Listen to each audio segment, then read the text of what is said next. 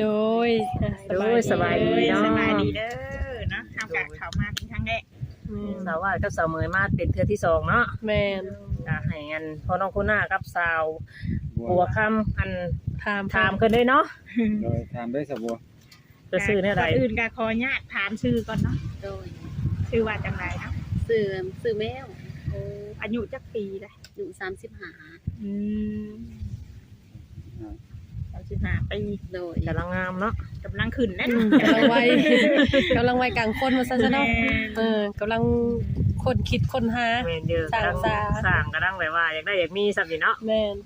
ก็ว่าเบิ้นไว้เด่นนี่เด้ไว้เด่นไว้กินเนาะ แม่นก็คือ ก็ อัน มีพัวว่าทำแม่ มีแล้ว มีแล้ว โดยเขามีลูก2 คน โอ้ โชว์ผู้หญิงเบิดบอก ผู้หญิงกับผู้ชาย ก็ใหญ่แล้วเนาะเพิ่นก็สบายแล้วเดี๋ยวนี้ค่ะ เคยมีแต่ตอนนี้ ตอนนี้ บ่มี ยังว่ามี โสด โสดแล้วตอนนี้ ตอนนี้เป็นขึ้นแบบเป็นแม่ไม้เนาะอันนี้เนาะ กำลังหาบ่ กำลังหาคนมาใส่เบิ่งใส่แยง เป็นแม่ไม้ผัวขึ้นเสียชีวิตเนาะ แม่น แต่ลนแต่หน้านะบอก อันโดนแล้วเพิ่นเสียตั้งแต่ปี2020 โดย ปีชง19ลิซ่าเนี่ยเนาะ แม่ โอ้ย น19 20ช่วง ช่ โคว ง วิด โรคโควิด แม่นช่วงโควิดเข้า แม่นอยู่เนาะ อืม เพิ่นก็เงามาหลายปีแต่เพิ่นก็อยากหาอันคนมาคู่มาโมอารมณ์เนาะ สองมาก็อยากหาคนที่ว่าภาษาเอ้ยเนาะ อยู่เนาะ แม่นแล้ว ก็คือทางเอ้ยเพิ่นก็คือนี่แหละเพิ่นก็สิได้อันน่ะปิดห้า กิ น นห่านไป ไป ซื้อ เอา เค เค รื่ รื่ อ อง งอีกว่าซั่นซะเนาะ แม่นอยู่เนาะ ชื่อ เป็นแทบสิบ่มีเวลา แม่น อืม บ่มีไปอยู่ อยู่เพื่อนนี่อยู่กับลูก อยู่กับลูก2 คน บ่ได้อยู่น้ำพ่อน้ำแม่เนาะ แม่ก็เพิ่นอยู่ทหารเพิ่นไปอยู่นา มีครอบครัว แม่น ต่างหากเฮาก็มาดูครอบครัวของเฮา แม่ แล้วก็เพิ่นก็ได้จากไปแล้วเนาะ อืม บ่เป็นหยังสร้างใหม่ หาใหม่เนาะ แม่ ประมาณนั้นนะเนาะ คนสนใจเพิ่นก็หลายอยู่เนาะมันหากแบบว่ามาถ่ายทำกับช่วงปีใหม่หรือว่าสงกรานต์พอดีเนาะ อืม ก็เลยยังบ่ค่อยได้แจ้งให้เพราะว่ามันวุ่นวายอยู่เด้เนาะ อืม วันนี้เริ่มใหม่วันนี้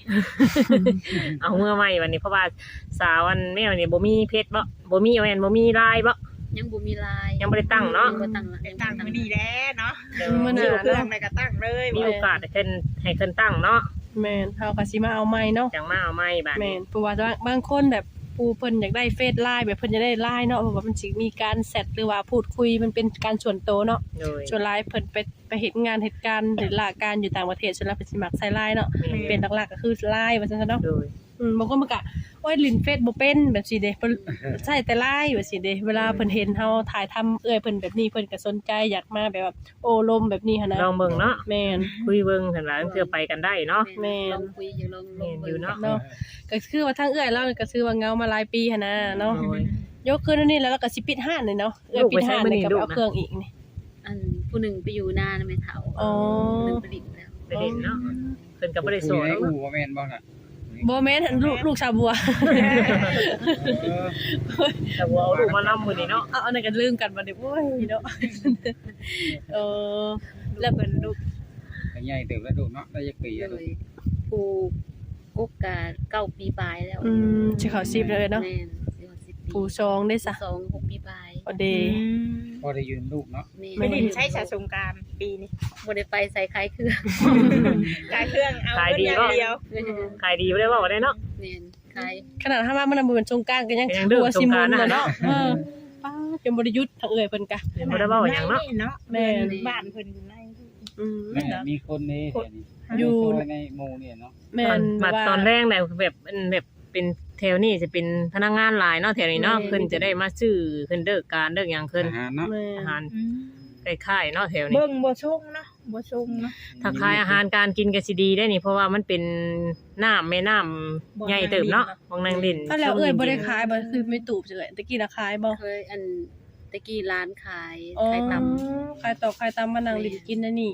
เย็นมัน มันนี่เคลื่อนยาขาย เล เนาะ ยได้ ก็เลยยาวัน เพิ่ นี้ นยาเลยเพิ่นเฮ็ดเวียกแล้ว ก็เลยบ่ได้ขายซ้ำเนาะ แม่ งานมีการเฮ็ดก็ไปเฮ็ดงานเนาะ โดย เรียก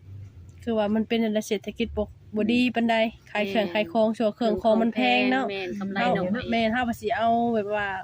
ตามหน่อยก็สิว่าโพดอีกหลายก็ว่ารูปเฮาอีกเนาะแพงก็ว่าแพงไปอีกเนาะ แม่นก็เลยตัดสินใจบ่ขาย แบบไรก็บ่ได้บ่ ไปเป็นอันลูกจ้างเพิ่นอยู่ไทยว่าซั่นเนาะ ได้เลยชัวร์เลยเนาะเนาะ โดยก็คือเป็นไกลฮอด11:00 นเนาะทางเพิ่นก็สิเลิกลาเลิกการเนาะ แม่น ได้เอาตกหน้าทำเนาะ ไปเอาเครื่องนะเจ้าอันไปเอาเองดีว่าไปสั่งให้เพิ่นมาส่งบ่จังได๋ ไปเอาเอง อ้าวเฮ็ดจังได๋ขี่ซาเล้งบ่หรือว่าจังได๋ ก็เลยไป โอ้ขี่ซาเล้งไป ไปสั่งแล้วก็นั่นมาเนาะ แม่นเอามา อืมคันว่ามี ยังบ่มีบ่ ยังมีอยู่ มีแต่ใส่แบบซาเล้งเดี๋ยวคันว่ามันเครื่องลายเฮาก็ไปเอาช่องเทื่อ3เทื่อเนาะ สองเถื่อไปเอา โอ้ ทางนี้โดนใหญ่ก็ยังบ่มีคนขับได้สาว แม่น ต้องหาคนขับได้สักคน แม่นสมมุติว่า แน่นอนว่า สมมุติว่าเฮาเนาะสมมุติว่าเฮาสิจ้างเพิ่นก็เฮาก็ต้องการใช้จ่ายน้ำเมืองน้ำมันเพิ่นอีกด้วยเนาะค่ามาส่งนี่ก็ เห็น เลย ก็บ่ได้กำไรอีกเนาะ แม่น กำไรมันน้อยเลยไทยเถื่อก ำไรมินๆเนาะบางเทื่อ 2,000เนาะ บางเทื่อหมู่ติดหนี้ติดสินไปเนาะบางเทื่อก็ติดอยู่บ่แถวนี้ก็ ติดคือกัน มันสิเป็นทางเว้าได้เนาะ แม่น ก็เรียกว่าสิบ่ติด บาง นะ ทีเฮาคุ้นเคยได้นะจากไหน แม่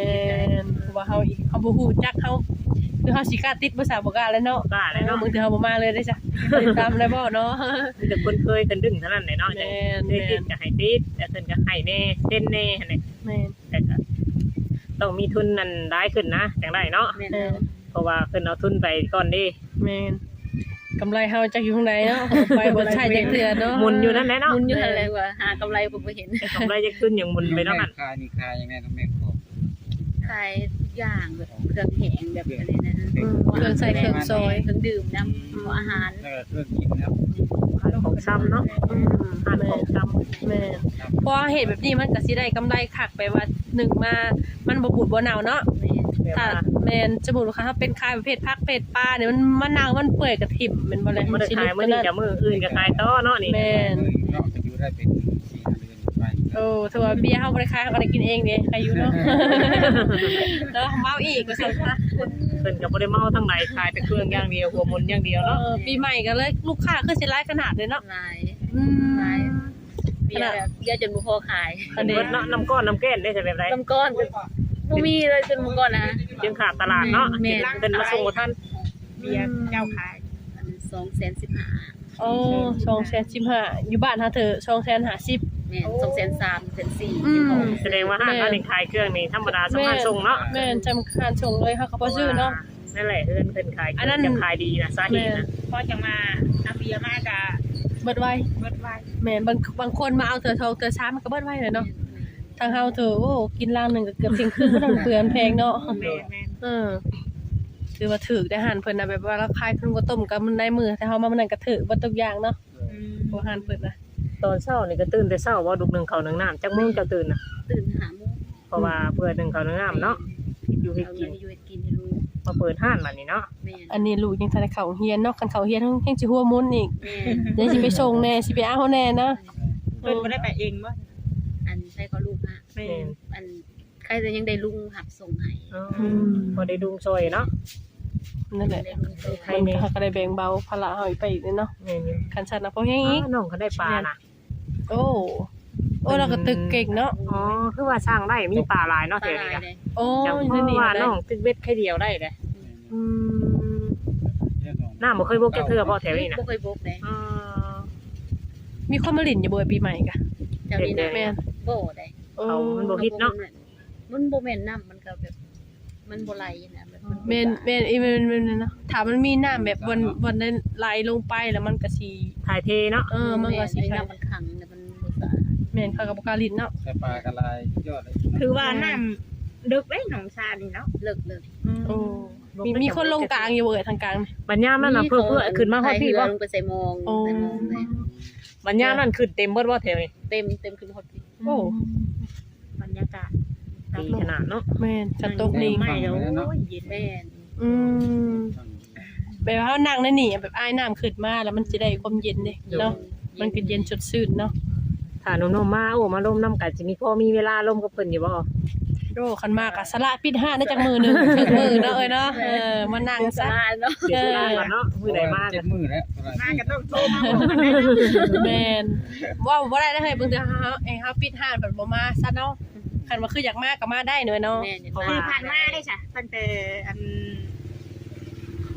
เพิ่นจากไปนี่มีหนุ่มๆเขามาจีบมาคุยอยู่บ่ แบบบ่มีเลย เพราะว่าขายเครื่องอย่างเดียวเนาะ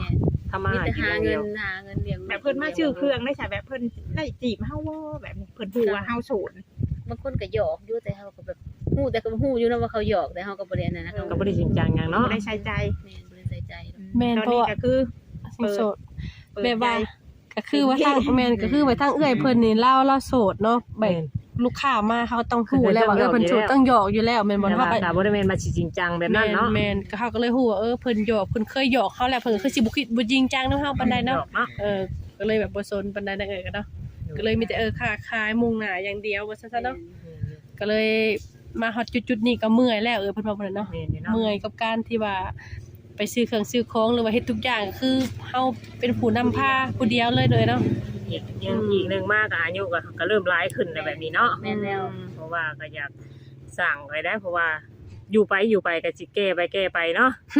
ก็ลูกได้ซะลูกต้องเรียนไปหน้าแม่นว่า แม่นแล้ว เรียนมออย่างต้องได้จ่ายหลายอย่างไปอีก จ่ายเงิน อืมก็กินข้าวเช้าแล้วบ่ซะมื้อนี้ กินแล้ว กินกับหยังข้าวเช้ามื้อนี้กินข้าวเช้ากับหยังมื้อนี้วะ วันนี้กินสมพัก อ๋อข้าวเที่ยงท่านได้กินจ้ะ ยัง นี่สิเอาเครื่องก่อน แม่นสิไปเอาเครื่องก่อนแล้วก็จังสิมาจังสิกิน โอ้ ก็คือเอาเครื่องมาได้จังเปิด อ่านต่ออีก เปิดหานต่ออีก โอ้นั่นแหละก็คือปัญหาที่ว่าเรายากหั่นเด้ โดยแบบ ดีนะเฮามาน่ะ แม่น ดีแท้เลยว่าเฮามาปิดห้านปิดเนาะ แม่น ว่า พอดี เพิ่นไปใช้ ประมาณ3 ทุ่มกับประมาณ9 โมงเนาะ แม่นปิดห้านหั่นนะไม่ว่าคันเช่าสิปิดเด้อกว่าหันเฮาก็ย่านเด้เนาะเพราะว่าเพิ่นก็เป็นผู้หญิงแม่นบ่ล่ะ แขกคนเฮาบ่ฮู้นะฮู้ใจพวกลูกค้าเนาะ แม่น มีทั้งผู้หญิงทั้งผู้ชายเล็กน้อยผู้ใหญ่บางเทื่อเขาผ่าเข้ามาในจักรูปแบบใดบางเทื่อบ่ได้มาในสื่อขายบางเทื่อเพิ่นมาในแบบว่าอยากปล้นอยากดึงไปสิได้โจรเลยเนาะ ทุกมื้อนี้มันเนาะ แม่น อันตราย อันตรายทุกมื้ แม่ อน นี้ วุ่นวายขนาดนะเศรษฐกิจแบบนี้เขาบ่คนหาเงินยาก หา อัน เงิ นี้ นยากเนาะ อืม เปิดสิได้ไปนี่แหละหาเงินอยู่ใส่ เพราะ ก็ ว่า ลำบาก ดินสงกรารใช้จ่ายเงินเบิดแล้วเนาะยังเพิ่นเข้ามาเด้เนาะ มันก็บ่ขนาดนั้นหรอกเนาะเฮาก็ว่าเพื่อไว้ซื่อ ป้องกันไว้บางทีคนได้แบบนี้เนาะคือว่าเฮาไปถ่ายคลิปสาวจอยก็เห็นบ่ขนาดไปหาเนาะไม่รถจอดอยู่ใกล้ๆเขาก็ยังดังไปนี่เนาะ ก็คือสา เห เหตุ ตุ สิ การ แหละ ณ์ก็เฮาป้องกันไว้ก็ดีกว่าที่ว่ามันผิดพลาดไปแล้วมันสิลำบากเนาะ แม่น ป้องกันไว้ ก็คือเขาคือทั้งแถวหอบรอบเรือนเพิ่นก็ใครแต่มีแบบว่าคนใกล้กันหั่นเด้เนาะเว้ยเนาะมันก็ใครในคือติดกันอยู่เฮาก็อาศัยตอนนั้นแล้วถ้าว่าอยู่เพื่อนไกลหมู่หรือว่าห้านเปรี้ยวๆเฮาบ่ให้ปิดดึกประมาณ 6:00 นหรือ 7:00 นปิด 6 โมง 7 โมงปิดแล้ว แม่นแต่อันนี้ก็คือสถานที่ก็คือใกล้กับค่ายแน่เด้เออ เพิ่นก็สิบ่ค่อยปานใดดอกเนาะ ชวนว่าอ้ายโจรลักแล้วว่าชวนเขาก็ต้องเพิ่นสิชอเด้อเนาะยังใครเนี่ยได้ ได้เจ้าหน้าที่เนี่ยเนาะออกไปทั้งนั้นก็ค่ายเนาะออกไปทั้งนี้ก็ค่าย ว่าบ่ได้บอกว่าได้บางเถื่อมาห้องอ้ายชื่อมันว่ายังบ่ชี้ยังงันชี้หูชี้ตาอยู่ทหารเนาะหาก ว่า ว่า โย หยอก กาสดีเนาะมื้อนี้เนาะ การนี้ ต้องก็ถึงจะเนิน แม่หากว่าหยอกเพิ่นชื่อคือบ่มีดอกเอ้ยเนาะสาวว่าใครมาได้ก็บ่ขออภัยเนาะ เราหยอกว่าหัวกันเนาะหัวให้ พอ คิด ไหว เนาะ เป็นชิ้นเดียวกันสิไปเอาเครื่องเอาของเลยเนาะมาท่านขึ้นแล้วก็สัมภาษณ์พร้อมกัน4คนเลยเนาะมื้อนี้เนาะ แม่ สัมภาษณ์เทื่อละ2ก็มันบ่ได้เป็นข้าวเนาะ แม่ทางกับปฏิเพิ่น ตีขึ้นเพราะว่า ว่าเวลาเพิ่นถึงนี่เป็นท้อง ต้องทำมาหากินเนาะ แม่นนี่เพิ่นก็สลายเวลาโอ้มาลบเฮาก็ดีใจเนาะ แม่นอยู่ แม่นก็เลยพอดีพอเพิ่นแต่เฮาก็สิเอาเบอร์เพิ่นไว้ให้เด้อเนาะแต่ว่าไลน์เพิ่นนี่สิเป็นไปมื้อหน้าพุ่นแหละเพิ่นยังตั้งบ่เป็นอีกอย่างเฮาก็ตั้งบ่เป็นคือกันเนาะ แม่นอยู่เนาะ ทางเพิ่นก็ทันได้ ต้อ ตั้ ง ง ไปตั้งอยู่ห้านเนาะ แม่นมาตั้งให้ห้างเขาเจ้าห้างก็ต้องตั้งให้เป็นหมดทุกอย่างก็มีแต่เฟซว่าซั่นซะเนาะ มีแต่เพชรจ้ะค่ะเอามาเอาก็ขอเพชรไปก่อนเนาะ แม่น คุยทางนี้ไปก่อนเดี๋ยวจังว่ากันที่ดังอันเรื่องไลน์อ่ะเนาะ แม่นเห็นได้ซะถ้าเขาใช้ทางเอื้อยเพิ่นไปบ่หรือว่าแนวใด ก็ ยันว่าเพิ่นฟ้าวแม่ยืนฟ้าวเลยเนาะถ้าเฮาก็สิบ่รบ ทาง กวน ห้าง ทาง ผม เอื้อ ก็ ย สิ เพิ่น คอยเนาะ แม่ เพราะว่าเดี๋ยวลูกค้ามาก็มีแต่ปิดห้านอีกแล้วเนาะโอ้ยสะดวกอีเด้เนาะ แม่นถ้าเฮาก็ดีใจที่ทางเพิ่นให้สลายเวลาโอลงกว่าเฮาเนาะ แม่นอยู่เนาะเสียสละไปเสียเวลาแล้วเฮาเนาะ โดยหานุ่มๆให้ขึ้นเด้ ที่สิถ้าว่าหนุ่มใดเนาะถ้าว่าหักมักหักมักก็ สนใจ ติดต่อมาได้เนาะ ก็มาได้เนาะ แม่นถ้าเขาจะเอาเฟซเอาไลน์ให้ว่าซั่นซะเนาะขอคนจริงใจได้เนาะคนดุ แต่บ่รังเกียจ แม่ ติดเนาะเพราะว่าเฮามีลูกติด แม่น โดย ต้องรับสิ่งที่เพิ่นเป็นทุกอย่างก็ได้เนาะ แม่ เพ น ราะว่าบางคนก็แบบว่าฮู้อยู่แล้วว่าเป็นลูกติดลูกหยังแบบนี้เด้ก็ว่ารับบ่ได้ต้องเอามาเลี้ยงซอยซั่นซี่เนาะมันก็มีหลายคนหลายเว้าหั่นนะ แม่น ถ้าบ่อยากล้มก็รับบ่ได้ก็คือบ่ล้มไปเลยหั่นนะ แม่นบางคนสิติว่าลูกหลายนั่นนั่นนี่เนาะบ่แม่น ก็ เนาะ มีแบบนั้นนะ แม่น ทั้งที่รับบ่ได้ก็เว้าใส่หั่นนะ แม่น ก็บ่อยากให้เกิดเหตุการณ์แบบนั้นเนาะ โดย ให้แต่คนที่โสดมามาล้มกับเพิ่นเนาะเพราะว่าเพิ่นต้องการสร้างครอบครัวบ่แม่นว่าสิอยากทำลายชีวิตจิตใจของไผเนาะ โดย โอ้ยแต่เว้าหลายก็ยากให้เยอะเนาะก็สิได้ลาเพิ่นให้เพิ่นไปซื้อเครื่องซะก่อนบัดนี้เนาะโดยสบายดี สบายดี ก็โอเคเนาะพ่อแม่พี่น้องสาวเมยเองก็ได้มาถ่ายทำทั้งสาวแมวเพิ่นเนาะก็คือหลายๆหนุ่มที่ว่าได้เสร็จเข้ามาหาทางสาวเมยให้มาอัปเดตทางเอ้ยแมวเพิ่นเป็นอีกเทื่อเนาะตอนนี้เฮาก็ได้โอ้ลงกับเพิ่นเป็นที่เรียบร้อยแล้วเนาะถ้าว่าหนุ่มใดต้องการหรือว่าอยากสร้างอยากสากับเอ้ยเพิ่นก็ขอกันเข้ามาได้เนาะเฟซไลน์เนาะถ้าเฮาเว้าผิดพลาดประการใดขอโทษขออภัยเด้อเนาะนี่ก็คือสิบรรยากาศหน้าบ้านเพิ่นก็สิบรรยากาศคักเลยเนาะโอ้ พ่อแม่พี่น้องเอ้ยโอ้ทางเอื้อเพิ่นก็สิได้ไปซื้อเครื่องซื้อของเลยทางเฮาก็สิได้ขอตัวปิดคลิปก่อนเด้อเนาะขอกล่าวคำว่าสบายดี